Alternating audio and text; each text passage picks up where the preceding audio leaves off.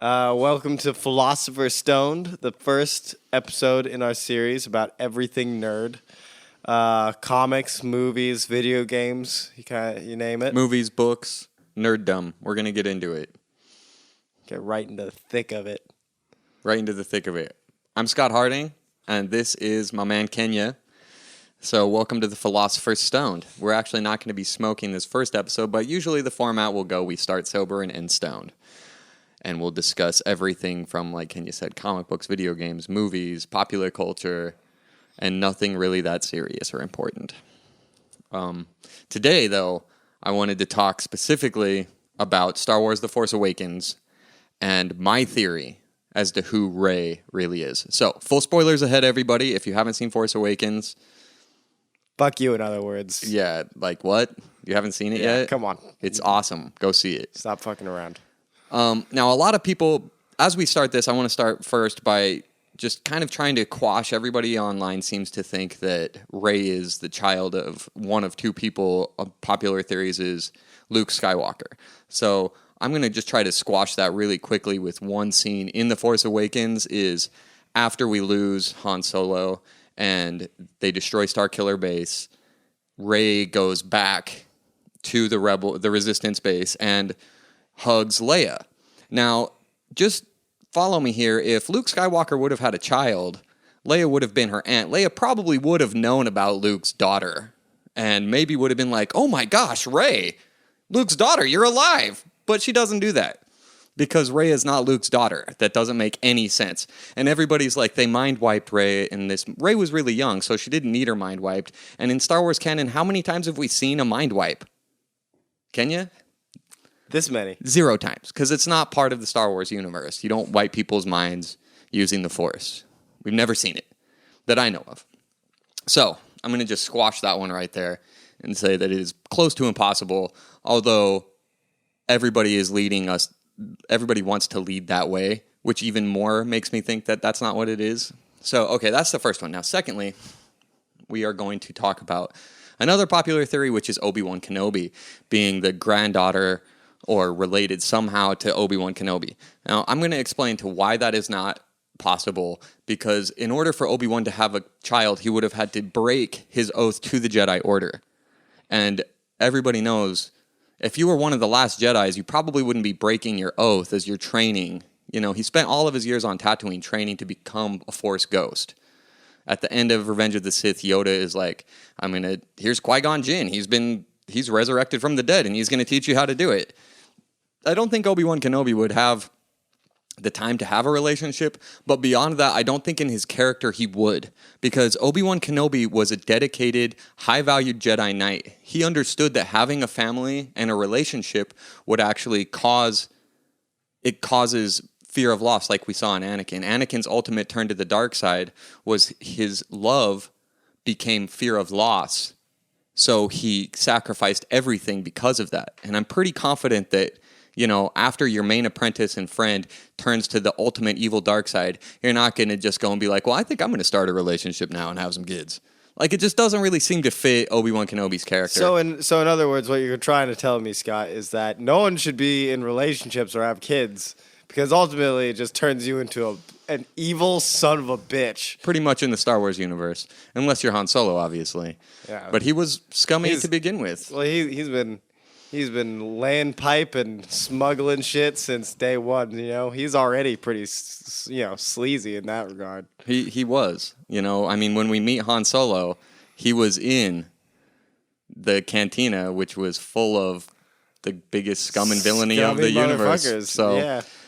Anyways, we're not going to lose focus. I really just wanted to kind of like say it's close to impossible that Rey could be Luke's daughter, because it just doesn't make sense. And I'm sure Leia would have known and been like, oh, there's my niece.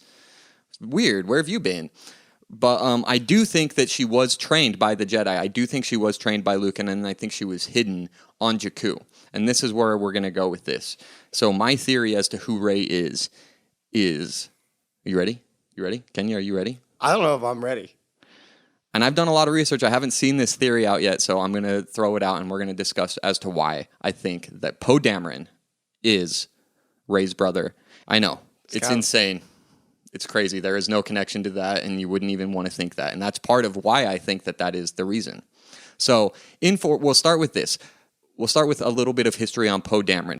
Poe Dameron's parents are Lieutenant Shara Bey and Sergeant Kes Dameron. They were both part of the Rebel Alliance. They were both there for the Battle of Endor. And Poe Dameron's mother was actually a pretty amazing pilot.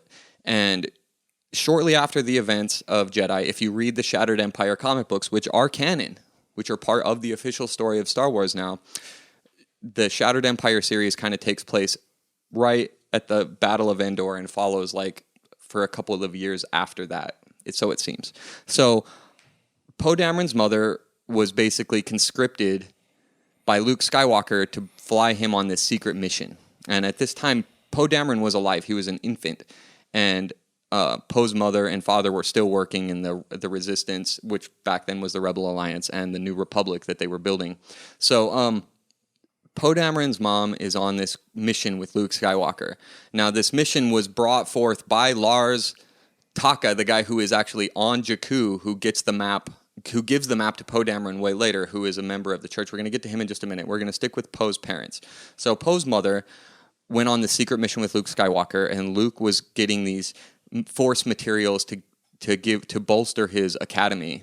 And they went on the secret quest to find these Jedi trees, these 2 Force powerful trees that they kind of were just like manifestation of the Force and very powerful in the Force, these trees. Luke thought there was only one tree.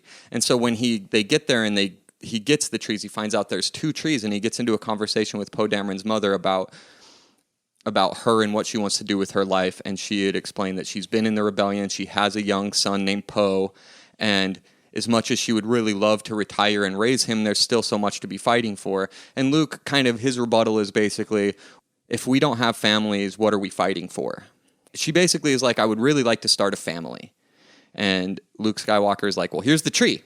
It's yours. Plant it somewhere amazing. So they kind of plant the tree close to where they make their home on Yavin 4. Poe's parents make their home on Yavin 4, and they raise Poe near this Force tree. Now, we pretty much know that Poe is pretty powerful. The Force flows through him. He's not a Force user, but much like Han Solo and a lot of other characters in the Star Wars universe, the Force is strong with him, is what they would say. The Force is strong with you, although they're not Force sensitive. They're not like Jedi or Sith potential.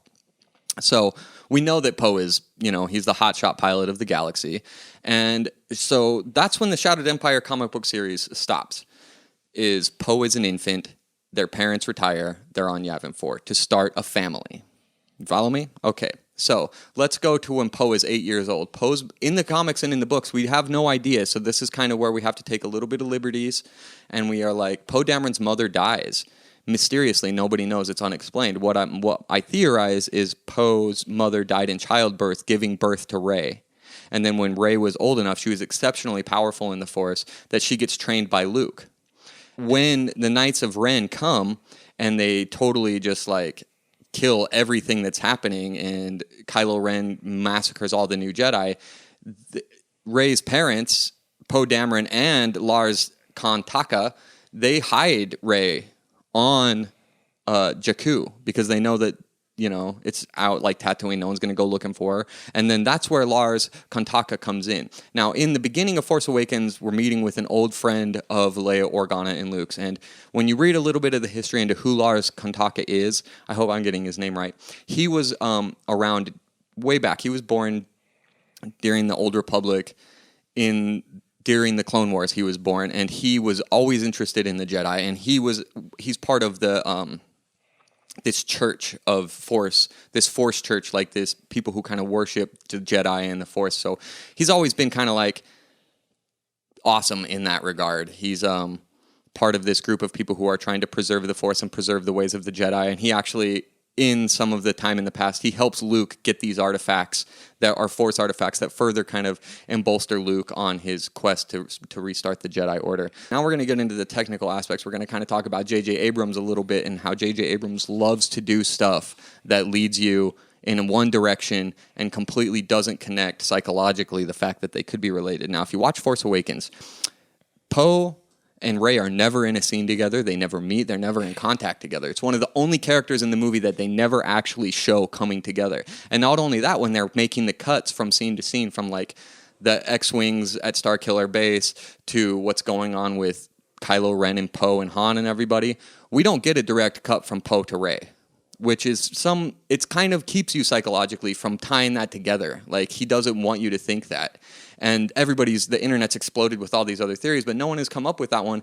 And I just think it's kind of odd because those are two characters that, you know, they're not shown together. And for some reason that leads me to believe that. And I believe that Lars Kontaka was sent by Luke and Leia to stay on Jakku and watch over Rey, much like Obi-Wan Kenobi was in charge to watch over Luke.